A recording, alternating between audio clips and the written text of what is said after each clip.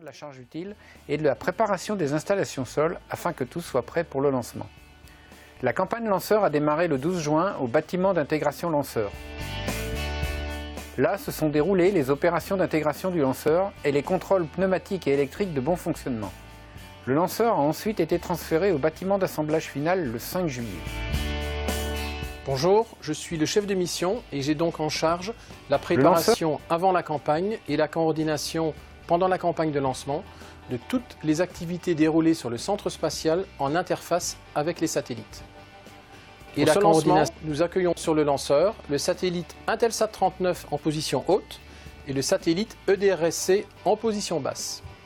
Intelsat-39 est arrivé en Guyane le 24 juin et a été transféré au bâtiment S5 avec tous ses équipements de support pour la campagne. Les opérations se sont nominalement déroulées. Le satellite a été contrôlé par les équipes Maxar, rempli en ergol et finalisé avant d'être intégré sur son adaptateur de vol. Le satellite a ensuite été transféré au bâtiment d'assemblage final, positionné sur la structure de lancement double, le SILDA, et coiffé. Le satellite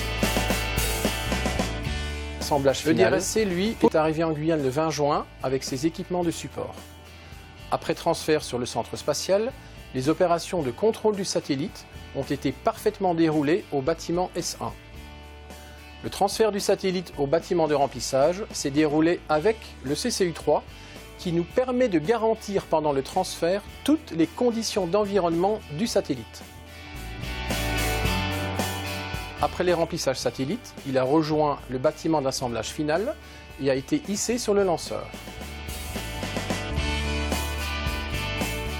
Nous avons ensuite finalisé la configuration du lanceur en intégrant l'ensemble Intelsat-39, SILDA et coiffe sur Ariane. Les équipes d'Ariane Group, d'Arianespace et les industriels sol, représentant environ 300 personnes, ont ensuite travaillé intensément pour amener le lanceur et le sol en configuration de lancement. Vendredi dernier, la revue d'aptitude au lancement, après avoir vérifié l'état de préparation du lanceur et des installations sol, nous a autorisé à transférer le lanceur sur son pas de tir. La campagne s'est déroulée dans un esprit toujours constructif et j'en remercie toutes les équipes. Coming to you now from the broadcast booth for the 7th launch of the year for Arianespace, the 3rd Ariane 5 of 2019. Some 1,700 people are working around the space base in all for a launch of Ariane. Our cameras are here in Jupiter, but many others, you can imagine, are hard at work in many other sites across the range. We're going to show you one now, another one later on. This place is very busy, the launch zone. Here the launch management teams are working under the direction of the Launch Complex Operations Manager, Philip Pierce. You saw him in the video on the launch campaign. The work done up there carried out by two teams, one responsible for executing flight chronology, the other for verification of the flight worthiness of the vehicle itself. The Launch Complex Operations Manager heads up the group responsible for execution of the chronology, and he coordinates with Mission Control, that's us here in Jupiter, for final authorization to launch. And when all the conditions are right, and not before, he's the one who then okays the automatic sequence at the 7-minute mark, which we saw. In all, about 100 people up there working on going over the final checks and verifications on all parts of Ariane's launch systems. Final countdown, we mentioned, began 5:07 this morning. The onboard computers were turned on at 9:12 and the flight program was loaded. Split screen image here showing the propellant feeder arms in the middle of the launch vehicle. We're going to pull back, you'll get a better picture in just a second. Liquid hydrogen going in on the left, liquid oxygen on the right. What are they doing? They're putting propellant into the upper stage tanks. And you'll see these arms pull back at 7 seconds before ignition. They're hidden just behind the upper stage there, along, if you see ESA and Ariane on the back of the gantry, that's where they are. One of the last things you'll see before liftoff, we'd like to take just a minute to point it out. Under 2 minutes, the electrical power supply has been switched from the ground to onboard. That's one of the last things on the list. So little by little, Ariane 5 is becoming more autonomous and ready to go. And you can see here in Jupiter, the invited guests have begun to make their ways outside to watch the liftoff. Bright daylight today. We haven't seen a daylight launch in a while. There are two terraces on either side of the building that give a fine view onto the pad. Ariane's trajectory takes her almost right over us here in À Jupiter. tous de Guess in a DDO, fine attention view. pour moins DDO une is minute. going to call out the 1 minute mark, and we will be into the final 60 seconds. Top, H0 moins une minute. I don't know if you heard that, but the DDO called out 1 minute mark. Give us a chance to say hello to all of our friends at Intelsat in the US, Maxar in the US, Airbus Defence and Space, OHB, locally to the French Guiana sites, to our industrial partners, ESA and CNES, and to all of you following on the internet. We hope you're enjoying it. We're going to cut away and let you listen to the DDO as he will call out the final seconds. Watch for the cryogenic arms to open. That sets the ball rolling. Enjoy the liftoff.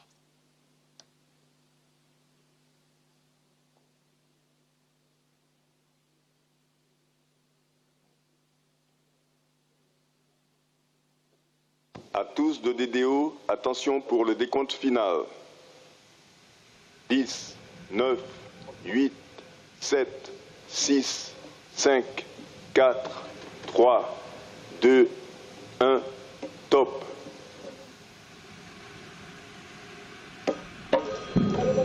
Allumage du Vulcain. Allumage des EAP et décollage.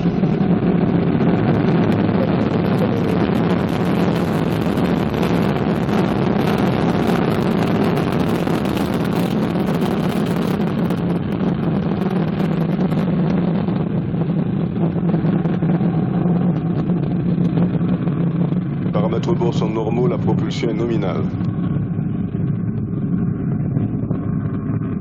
De la manœuvre en roulis.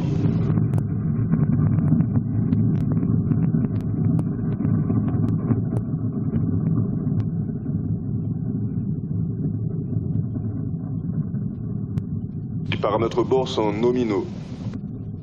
So at 16:30 local time and right on time, Ariane 5 began her mission lifting off from the ground here in French Guiana with a lot of fire and with 2 new satellites rising into the bright blue sky. Wonderful pictures trailing the exhaust flames of gold. The 2 boosters providing 90% of our thrust right now, propelling the launcher along her trajectory at an ever higher velocity. 775 tons at liftoff, hard to believe. But to get that sort of mass off the ground, you need a lot of push. And push we have. Push you can see there. She's burning 5 tons of fuel every second. 2.5 tons are burning every second in each of the boosters. Plus, the core stage, the middle stage, burning another 300 kilos of fuel every second. Ariane 5 is now following the program in the onboard computer, which gives all the orders, including stage separations. We're going to see those in just about 20 seconds. We're in the first of 4 flight phases as we pass to the animation. We'll be describing each in turn, so you can follow Ariane on her way east across the Atlantic. Right now, the first flight phase, as you can see on the animation, the single first stage engine and the 2 boosters are burning. The boosters burn just over 2 minutes. La propulsion est nominale, la trajectoire est nominale, tous les paramètres bord sont normaux. The DDO says everything Séparation des EAP. is perfect on board, and he's announced the separation of the boosters, and you can see that. That's the 2 points of light on the top, the flames of the 2 boosters flaming out. The single point of light below that is the lower stage, which continues to burn. Fine shots. We may even have shots of the fairing separation coming up in less than a minute. That'll make another 2 points of light in the bright blue sky. The single first stage engine is burning now, taken over from the boosters. The boosters will fall. La propulsion est nominale, la trajectoire est nominale, tous les paramètres bord sont normaux. DDO says everything is nominal on board. The boosters fall 500 kilometers from shore into a protected area. Look on your screen on the bottom, our altitude 104 kilometers, on the right our speed 2.27 kilometers per second. The speed we need to inject the satellites, roughly 8 or 9 kilometers per second, as we've separated the fairing. There are actually 2 halves. There's another half on the starboard side of the vehicle, which is out of camera range. We can separate the fairing now because we're out of the dense layers of the atmosphere. Over 100 kilometers up, there's neither friction nor heating, which could disturb the passengers. We can also now discard any dead weight. to maximize the launcher's performance, and the fairing weighs 2.5 tons. La trajectoire est nominale, tous les paramètres bord sont normaux. So we can get rid of it now. So all is fine on board, coming up on 4 minutes after a liftoff of the 7th Ariane flight of the year. As we look at some of the Arianespace people, we're going to look at, we'll see Charlotte Besco in a minute and Didier Freve from CNES and ESA. The European space effort is a three-way affair among Arianespace, the European Space Agency, ESA, and CNES, the French Space Agency. You find them all here, along with the customers. Arianespace in charge of operating the family of launchers and marketing the launch services and the Ariane program. ESA funding new programs. CNES overseeing coordination of all space base operations. The Guyana Space Center is the world's only dedicated commercial space base where Arianespace operates a launcher family. That's Ariane 5 soon to be Ariane 6, Soyuz, and Vega, soon to be the updated Vega-C. A series of films coming up for you now on the customers. Up first, a look at Intelsat-39.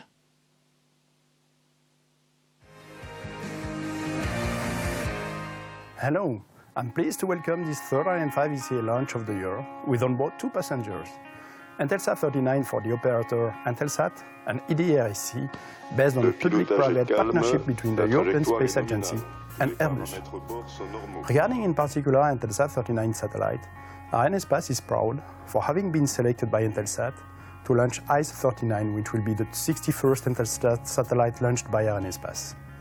This high-power communications satellite, with a mass of 6.6 tons, was built by Maxar in Palo Alto and will replace Intelsat 902. It will be located exactly at 62° east orbital position. I would like to thank all the teams that have been involved in this program. First, of course, our customer Intelsat, which always relied on Arianespace with a dedicated, very efficient teamwork all along the program. Constructive approaches and optimizations have always been shared and preferred between the project teams. This was really a key driver to conduct a smooth and efficient launch campaign. I wish a long life to EDRS-C. We are in the second powered flight phase, the single-engine core stage burning now. You can see that on the animation. Another 2 minutes to go roughly until it shuts down. In just 2 seconds, we will be picked up by our first downrange tracking station. That's over the border in Brazil, a place called Natal. The station run by the Brazilian Defense Department for the CNES in an agreement with ESA. It will see lower stage burnout and separation. All of Ariane's trajectory has been designed to be followed from ground course. Continuing our look at the passengers tonight, a first look at our second satellite, EDRS-C.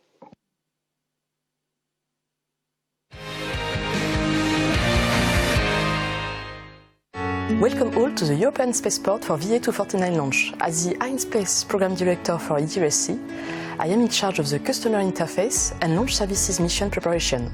And I have here the pleasure to present the satellite which will be launched in lower position of this flight. In July 2015, Airbus Defence and Space selected a European launcher for the launch of EDRS satellites. EDRS-C will be the second space segment of the European Data Relay System. It will enable ultra-fast transfer of data from low Earth orbit satellites down to Earth. EDRS-C also hosts HILAS-3, a communications payload for Aventi with flexible capacity over Africa and the Middle East. EDRS-C is the second satellite based on OHB small GEO platform, with the first one launched in 2017 by Arianespace. Over those 4 years, Arianespace and Airbus have built strong links of cooperation and coordination in the frame of the execution of the launch services contract. On behalf of Arianespace, I would like to sincerely thank our customer for their trust. The Space Data Highway, you might have heard about it, a public-private partnership between ESA and Airbus Defence and Space, an optical fiber network in the sky, comprising 2 geostationary satellites. The first, EDRS-A, was already launched in 2016. EDRS-C, tonight's passenger, also hosting Aventi's HILAS-3 payload. I'll have more on that in a film later on. And there's a third EDRS satellite, EDRS-D. It's in the works for the Asia-Pacific region. We are coming up on cutoff of the lower stage. You see on the animation the nozzle shutting down, and there's the separation of the stage, and you'll see the nozzle on the upper stage light up there. There we are. These three commands given by the onboard computer in about 13 seconds. The lower stage will fall into the Atlantic off the Gulf of Guinea. You remember our mass at liftoff, 775 tons. Well, we're down now after separation of the first stage and all the fuel gone. Total mass, 30 tons. We're into the third and final powered flight phase, the single upper stage engine that'll burn until plus 25, 32 seconds, 16 minutes roughly in all. The job of the upper stage, it takes the satellites to their injection point, it positions them for separation, and then releases them. That is its propulsion role, but she also has a second role, and that comes during Arianespace's Ariane 5's ballistics phase, after the power flight phases, which comes later in the flight, and we'll have more on that coming up. But for now, another film on our first passenger, Intelsat-39. You'll be hearing from their CEO, Stefan Spengler.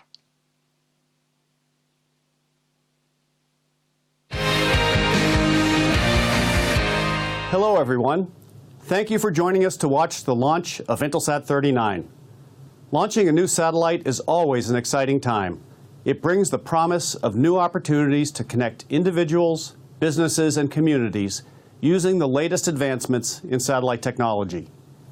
It also reinforces the teamwork and technical innovation evident in our partnerships across the industry. Intelsat-39 will replace Intelsat 902 at 62 degrees east. This new satellite exemplifies the diversity of services that Intelsat's space-based platform and Intelsat 1 terrestrial network provides our customers around the world. Intelsat 39 is designed with both wide-beam and high-powered steerable spot beams to meet the needs of broadband networking, video, and government customers across Africa, Asia, Europe, and the Middle East. The steerable spot beams provide flexibility within the payload and enable our customers to efficiently respond as their requirements shift over time. The satellite will feature C and Ku band capabilities to provide additional scale to our Intelsat Flex managed services. It will enhance mobile connectivity for aeronautical, maritime, enterprise, and government customers operating across these geographies. Intelsat 39 is a powerful platform that will enable our customers to expand their high-speed networks at a lower cost of ownership. It will provide governments and mobile operators with the infrastructure they need to reach remote areas across the region, supporting our mission to narrow the digital divide. The government of Myanmar will use Intelsat 39 to enhance its network and the networks of other mobile operators and media companies. Affordable 3G, 4G broadband, and internet connectivity will extend throughout the country.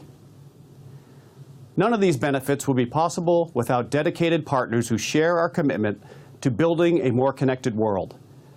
On behalf of Intelsat's employees, I would like to thank our manufacturer Maxar and our launcher Arianespace for their commitment to deliver a successful program for Intelsat. I'd also like to recognize the Intelsat team around the world for their work on Intelsat 39. Thanks to each of you for your technical expertise, dedication, and commitment to excellence. Your efforts are greatly appreciated. Finally, let me express my sincere appreciation to our customers for their continued trust in Intelsat. We value our partnership and look forward to advancing your strategic initiatives and continued growth. Now I'd like to wish us all a successful mission. Go Intelsat 39. At the top of the broadcast, Luce Fabricat mentioning that Intelsat was an old friend. Our first mission with Intelsat back in 1983, that was on Flight 7, one of the promotional flights for the Ariane 1. And it weighed 1.8 tons. So you compare that to 6.6 tons today. As of June, Arianespace has launched 60 satellites for Intelsat and signed 58 launch contracts with the operator. Our last Intelsat launch was last September. That was Arianespace Intelsat 38. It was flight 243, weighed 3.5 tons. Also, the 100th Ariane 5 mission. And there's one more Intelsat remaining in the order book. It's coming up in 2020, next year. Another look now for more on Intelsat-39, and this time it's prime contractor Maxar. Le pilotage est calme, la propulsion est nominale, tous les paramètres bord sont normaux.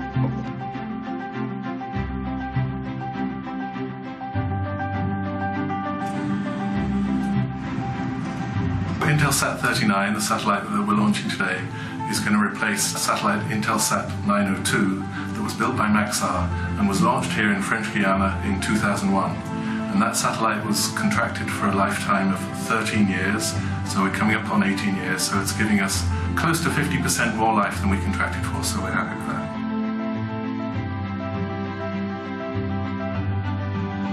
I've been involved with about 15 satellites.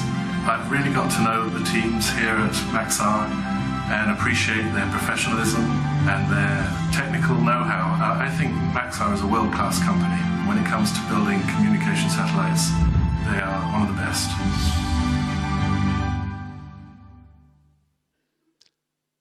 While you were watching that film, we were picked up by our next downrange tracking station. That's Ascension Island, tiny island in the South Atlantic, 10 square kilometers. NASA had a station there till 1989 when they closed it. ESA, the European Space Agency, decided to build its own. This is the 65th Maxar satellite to be launched by Arianespace and the 57th based on their 1300 platform. Our last Ariane launch, June 20th, orbited a Maxar satellite. That was Eutelsat 7C. And there are currently 4 more Maxar satellites in Arianespace's backlog for upcoming missions. Roughly 10 minutes to go in the upper stage burn. You may have heard that Europe is developing the successor to Ariane 5, Ariane 6. More market-driven vehicle to meet customer needs and market changes, including electrical propulsion. Ariane 6 will, they tell us, have shorter and more streamlined launch campaigns. There are 8 Ariane 6s already in the Arianespace backlog, first launch 2021. Another look at EDRS-C coming up for you now.